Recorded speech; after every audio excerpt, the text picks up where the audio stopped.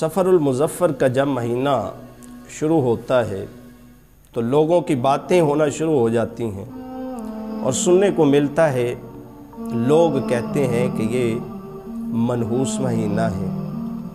اب ایسی بات کرنا آیا کہ اسلام میں جائز ہے کہ نہیں جائز؟ اسلام اس کو کس نظریے سے دیکھتا ہے، کس پوائنٹ آف ویو سے دیکھتا ہے، وہ بھی ہم دیکھیں گے۔ معاشرے کی باتیں بھی دیکھیں گے اور اسلام کا جو ضابطہ حیات ہے وہ بھی دیکھیں گے۔ اب دیکھیے کہ معاشرے کے اندر یہ باتیں عام ہیں، مشہور ہیں کہ جناب اگر بلی راستہ کاٹ لے تو کام جس بھی جا رہے ہوں وہ کام نہیں ہوگا، آپ کے لیے بہتر نہیں ہے، واپس آ جاؤ۔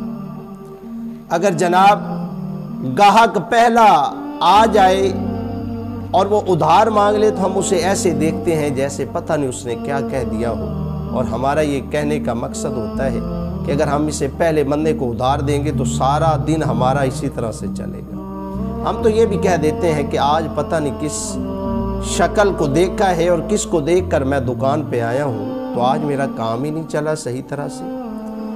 آج اس طرح کے معاملات جو ہیں، اگر ہمارے گھروں کی چھتوں کے اوپر کوا آ کر بیٹھ جائے، اگرچہ وہ بھوکا ہو اور وہ کاں کاں کر رہا ہو، تو ہم کہتے ہیں کہ کوئی مہمان آ رہا ہے۔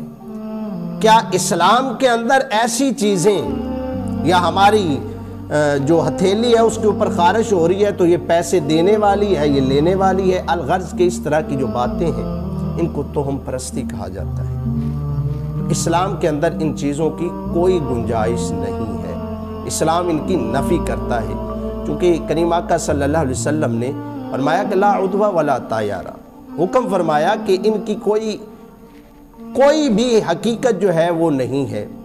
اب یہاں پر دیکھیے کہ عرب جو تھے، وہاں کے لوگ جو تھے وہ کیا کرتے تھے، دور جاہلیت میں جب انہوں نے سفر کرنا ہوتا تھا تو پرندوں کو اڑاتے۔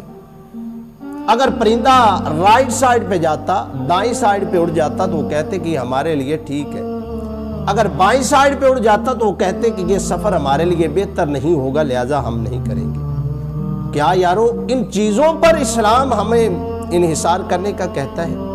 اسلام مجھے اور آپ کو ان چیزوں سے نکلنے کا کہتا ہے۔ ایسی کوئی بھی حقیقت نہیں، کوئی بھی ایسی چیز نہیں کہ جس کے بارے میں کہا جائے۔ اور جو یہ نحوست والا اور منحوسیت کا لفظ استعمال کیا جاتا ہے، میں پوچھنا چاہتا ہوں کہ ان کو اختیار کس نے دیا ہے؟